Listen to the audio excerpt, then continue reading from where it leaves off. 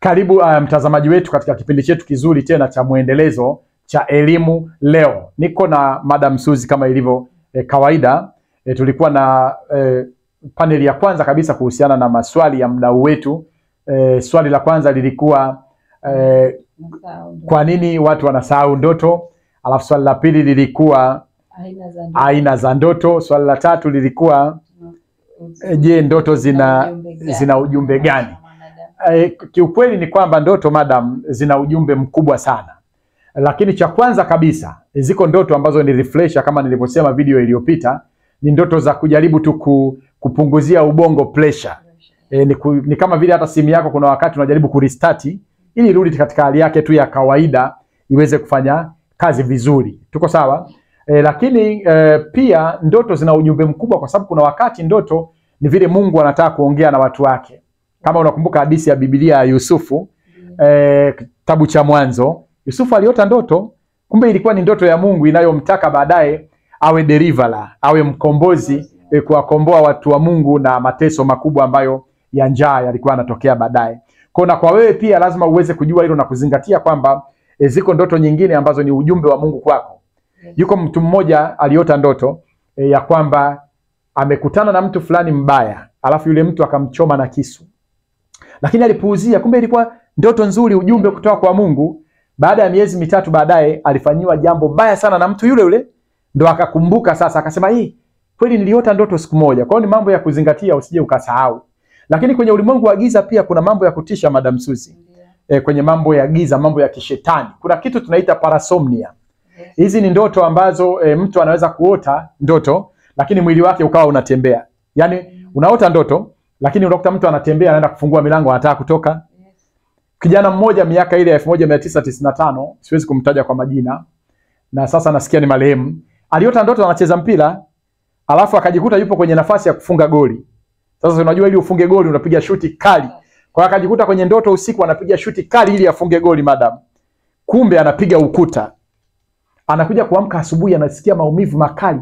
Kuja kuangalia mguuni, kile kidole chake gumba cha mguu, yani kinaning'inia kabisa namna hii. Umeelewa vizuri?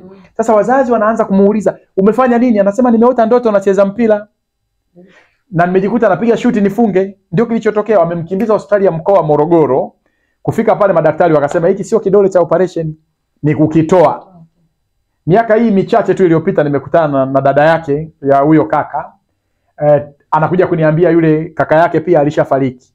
Nikamuuliza sababu, anasema ni mguu ule ule. Toka akiwa mdogo kijana anakuwa alijikuta ya kwamba huo mguu haujawahi kupona. Mpaka miaka 4-5 iliyopita mguu kaanza kuvimba, lakini ni matokeo ya zaidi ya miaka 20 iliyopita. Sasa hii ndoto kumbe ilikuwa ni ndoto ya kishetani, na familia walikuwa kumbe hawajatafuta majibu sahihi juu ya hiki kilichotokea. Wako wengine wanaota ndoto ambazo tunaziita sexomnia, madam. Sexomnia maana yake ni ndoto za kushiriki tendo la ndoa usiku.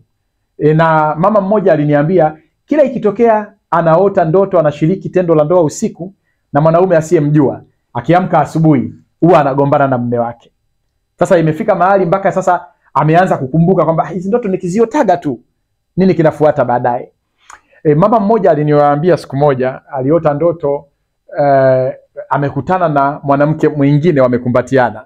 Baada ya kukumbatiana alikuwa ni mjamzito miezi 5. Baada ya kukumbatiana asubuhi akaanza kujisikia dalili mbaya, kwenda hospitali, ujauzito umeharibika. Na ilikuwa hivyo, mimba zimeharibika mara 6 na mara zote anaota anakumbatiana na mtu fulani anayemjua kabisa pale kijijini kwao. Sasa hizi ni ndoto ambazo zina ujumbe mkubwa sana kwenye maisha yako, lazima uweze kuzingatia. Lakini wakati nafanyia hitimisho, Madam Suzy, nikwambie kuna watu wengine wanaota ndoto za kula chakula. Yuko mmoja aliniambia ameota ndoto anakula nyama ya mtu.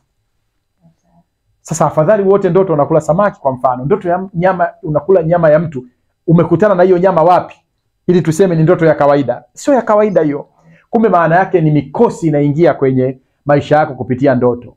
Kwa hiyo ninakukaribisha sana kwa ajili ya service, kwa ajili ya huduma za ukombozi juu ya ndoto mbalimbali unazoota na kupata tafsiri sahihi. Hata kama ndoto ni nzuri za Mungu, unahitaji kuongozwa kama Yusufu. Kama ni ndoto mbaya, unahitaji pia upate huduma ya maombezi, na ninaamini ukiombewa utapona na Mungu atakubariki. Niko na Madam Suzy, tunakuaga mpaka wakati mwingine. Bye bye.